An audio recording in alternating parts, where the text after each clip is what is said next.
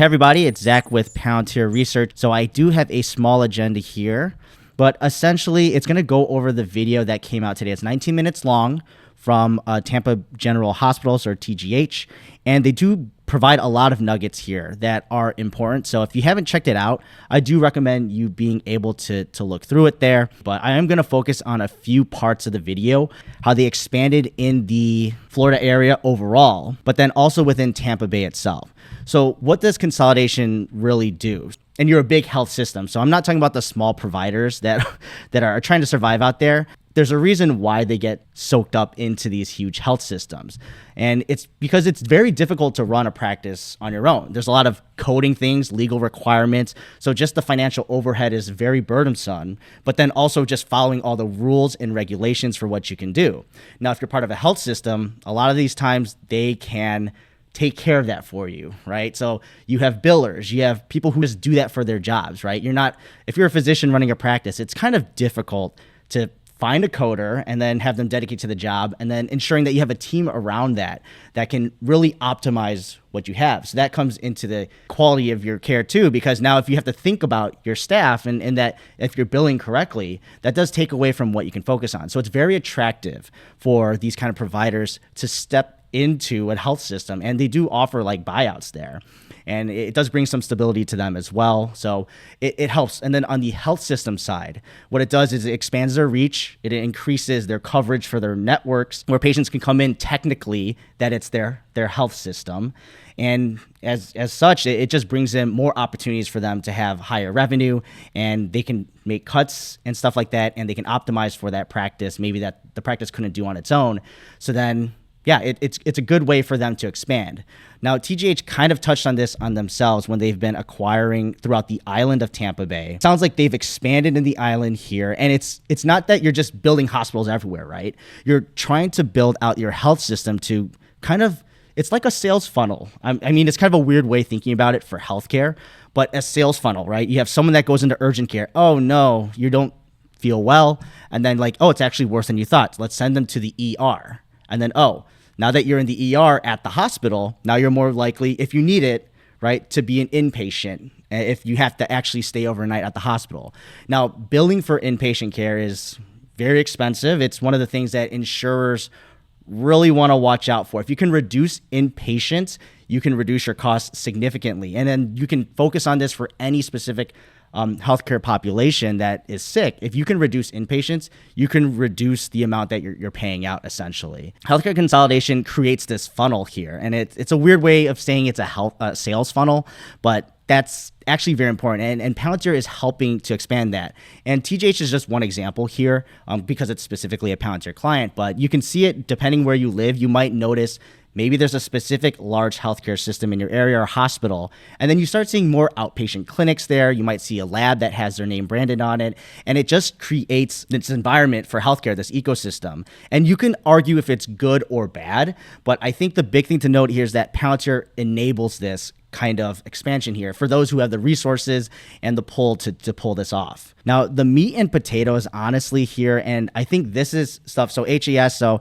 hospital-acquired sepsis, they don't specifically talk about this, they talk about sepsis, but then also accurate coding. These are huge for hospitals outside of staffing, right? Now, if you can automate certain things in your backend and your technology side, and it creates either cost savings or you can capture more revenue, that is a huge deal. What I really think is interesting is that these are scalable and very attractive for other health systems and even possibly for smaller providers. So I'll focus on first the clinical side. So this is always great, right? You want to see better cases of people getting less sick, or they reduce the chances of them getting something that can make their healthcare worse. So they focus on this first, 30% down for the mean length of stay for sepsis patients.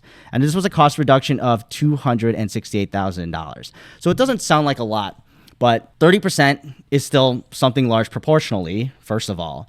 And length of stays, so that's the amount of time that you're staying at the hospital. So if you're an inpatient visit, you're, say, instead of 10 days, you're there for 7 days. So that's a 30% reduction. And this is specifically, it sounds like, for sepsis patients.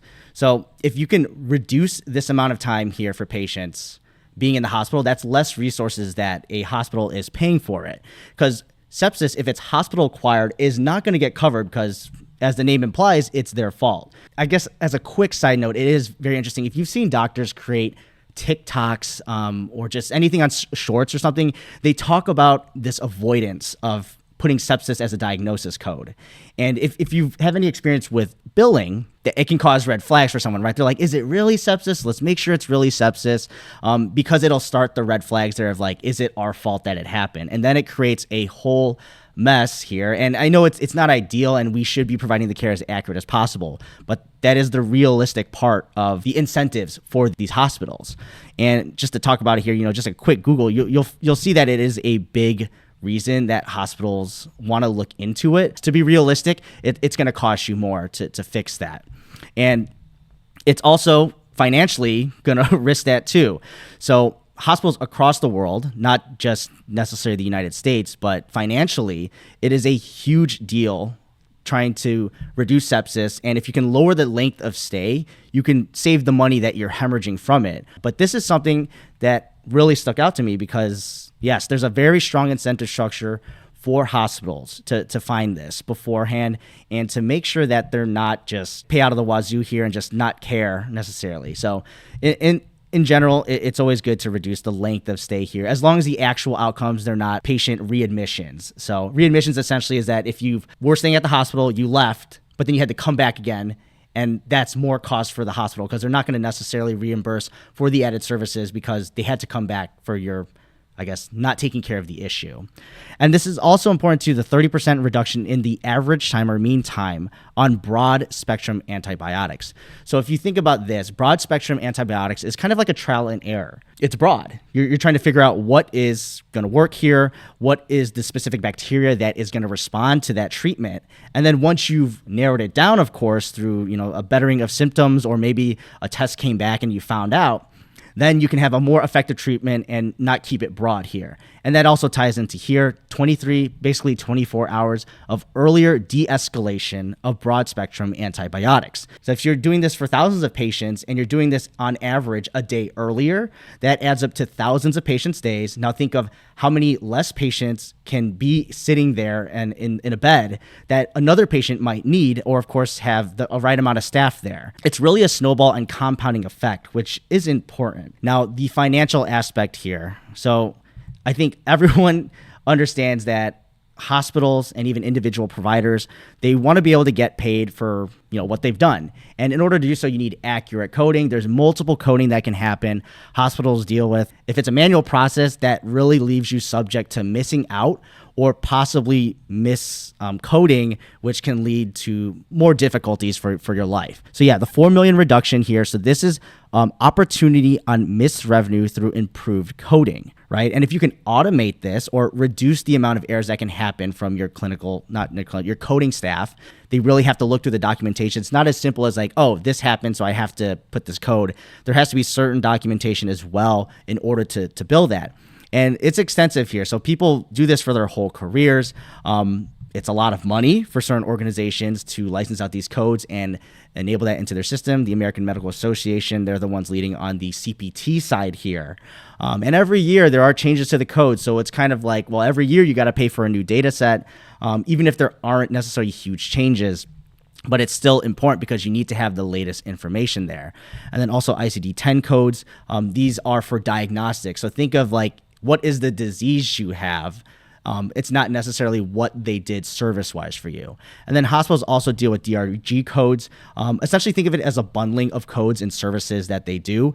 And the accuracy in this relies on the capturing of CPT and ICD-10 codes because you need to make sure you have a bundled code. It has to have all the items fit the criteria there. This is an opportunity that I believe other hospitals are going to see. And if they can scale out this solution and just maybe make it like a module per se, right? If you're a healthcare system, what do you care about? So of course there's the staffing aspect here, and maybe that has to deal with a lot more integration, but maybe there's an opportunity here to modularize these out, especially on the coding accuracy aspect. And then clinically, right? So this is going to deal with all that information that I just mentioned on the coding front. If you can fix and reduce the length of stay that's unneeded, and then you have it specifically for people who actually need it, then that means you can get better staffing here because you're going to have the right physicians at the right time, the right nursing staff at the right time as well, and being able to cover who's actually needs to stay in the hospital. This is how it can actually scale throughout the healthcare system, and it's important that these hospitals can actually see this kind of value coming here to TGH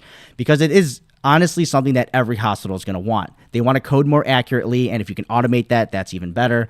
And then you want to reduce length of stays for sepsis patients because if it's hospital acquired especially, then you're not going to be getting paid out for that, and it's going to be added cost to you.